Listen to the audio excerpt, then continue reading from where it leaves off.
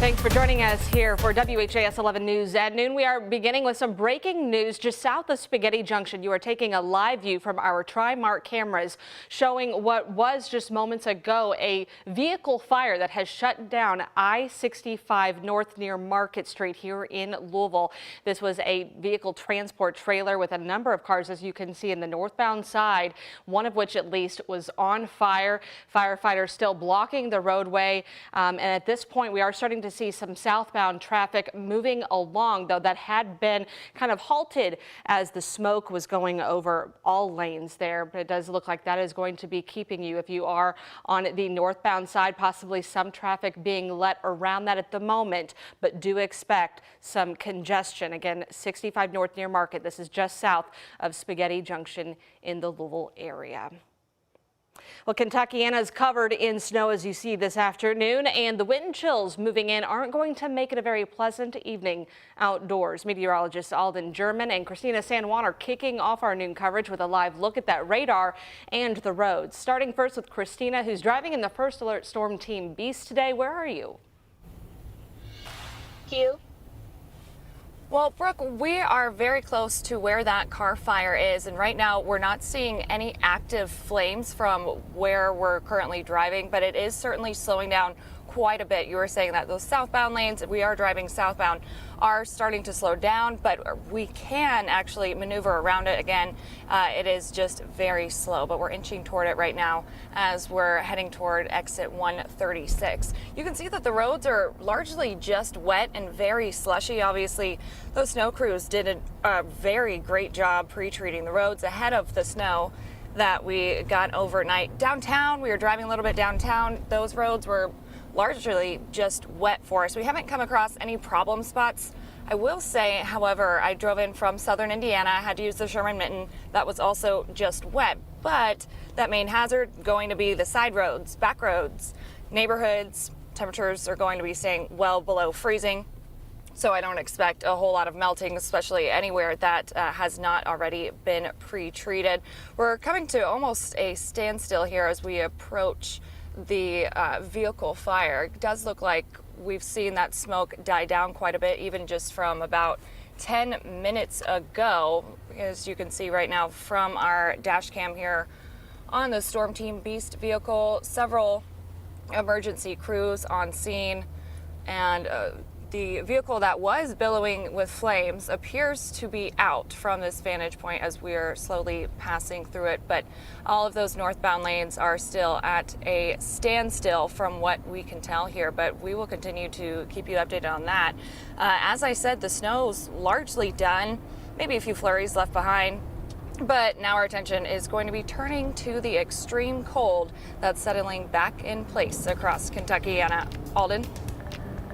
Thanks, Christina. And as we check out Max HD radar, we do have some light flurries that are sticking around at the moment, but nothing that's really too strong either from New Salisbury and southern Indiana, just to the west there of Lanesville, trying to cross into PRP. Broader view shows this area here just to the west of I-65 for the most part. That's where most of this flurry activity is falling, but it's even beginning now to dissipate just a little bit. So that is not snow that's heavy enough to bring us any additional accumulation that we've seen. But ahead in my complete weather forecast, I will break down some of those snow totals that we had, because they were pretty healthy for us compared to last year, especially when we had a pretty much snowless year.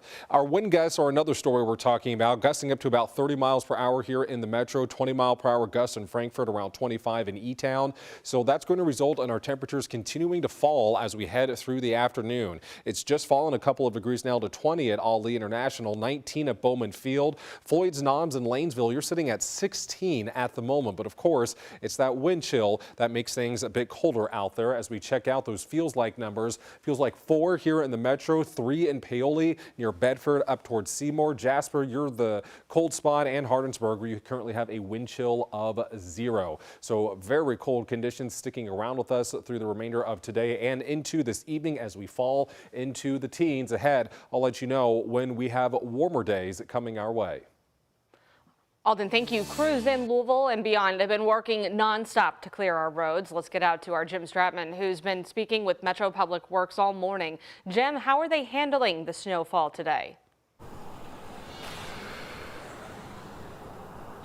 Well, Brooke, crews started salting these roads around 5 o'clock yesterday evening. It has been a long, hard process for these crews to try to get them as good as they are right now. And as you're seeing behind me, this one along the river right now looking pretty good. That's what we're seeing right here in the metro. The first round of treatment is done, but I'm told that crews are not going to be stopping anytime soon. We'll continue to treat the roads until every road that we have on our snow routes is complete and safe. Once we'll stay on it until and how many rounds it takes. We'll continue doing that until we have everything addressed and taken care of. That's Public Works Administrator Barry Clyde speaking inside the Public Works Command Center as they monitored how their drivers were handling the falling snow. They know the commitment. They understand that they will be called upon to answer that call and protect our citizens through what they do, which is keeping the roads clear, staying focused, and staying committed to any type of event that we get. Salvador Melendez tells me the crews are working with a hierarchy when it comes to the 111 snow routes here in the metro area.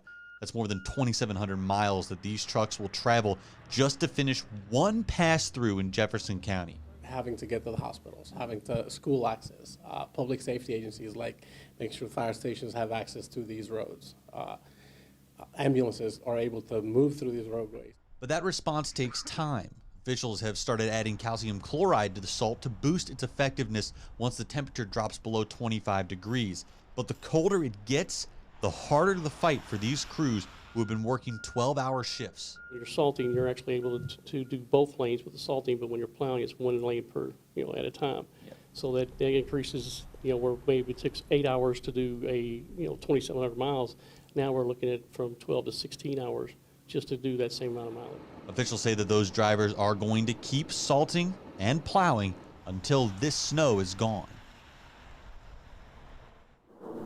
And Brooke, these public works crews do want to mention that if you see snowplows out on the roads, and you will see snowplows out on the roads even still, give them the space and the time to work. A lot of these drivers, they have families as well that they want to get back to after the end of their shifts, and they're trying to make sure these roads are as good as possible. So make sure you give them the space and the time. It's going to go a long way. Brooke. All right, thank you so much, and stay warm out there. We do want you to be weather aware throughout the day, so make sure you download the free WHAS 11 news app. JCPS is in the middle of its third NTI day this week, thanks to those rough road conditions. This means lessons are short-term and self-paced with no live online instruction. After-school extracurriculars are also canceled. The district can use up to 10 NTI days. Meanwhile, Harden County schools have not seen kids in class all week. Alexis Jones and photojournalist Jessica Farley explained the district's decision to call on those snow days. They talked about the inner city streets faring better than the rural roads. Areas around Upton were in no condition for children or businesses, and until the temperatures rise, officials say it's here to stay. Road Supervisor Dwight Morgan told us that they plowed the roads and treated them with salt. However, melting takes time in rural parts of the county where there's so much tree cover, and this is why spokesperson John Wright said Hardin County schools canceled classes this week. He said nothing is worth putting lives at risk. We've rather been ridiculed 1,000 times than lose one child and get in one bus wreck. And if the roads are still bad next week, the district said it will move to NTI days. The water shortage emergency in Bardstown has been lifted. That's the good news today. The city announced this morning the water treatment plant can once again meet the water volume needed for the community. The issue was caused by the recent polar blast when a pipeline in the basement of the city's water treatment plant burst Wednesday. So you're no longer asked to conserve water. It's all safe to drink. The Metro Council Court is moving toward a formal ethics trial to consider whether it should remove Anthony Piagentini from his seat. The details were set last night during the court's first meeting of the year. According to the Jefferson County Attorney's Office, Council President Marcus Winkler will make the decisions on all testimony and evidence presented through that trial. Just 2/3 of the council, or 18 votes, will decide if Piagentini keeps his seat. The council court will meet next Wednesday to address pending motions to dismiss charges by his attorney. The trial comes after the Metro Ethics Commission found him guilty of 6 ethics violations last year, saying he used his public office to leverage a new job. Winkler plans to begin that trial around late February or early March. This is the type of red tape that prevents things from getting done in government. And let me say, this isn't policy and oversight, which is the role of the General Assembly. This is direct micromanagement. Kentucky Governor Andy Beshear is criticizing the Republicans' budget bill. Yesterday, he said it failed to invest in public schools and educators and hinders job growth. The governor said he's also concerned about the lack of funding for juvenile justice in that proposed budget. Wednesday, House Republicans called their proposal fiscally disciplined, pointing to their last 3 budgets passed. Now we've used very deliberate, intentional budgeting processes over the last 3 budgets.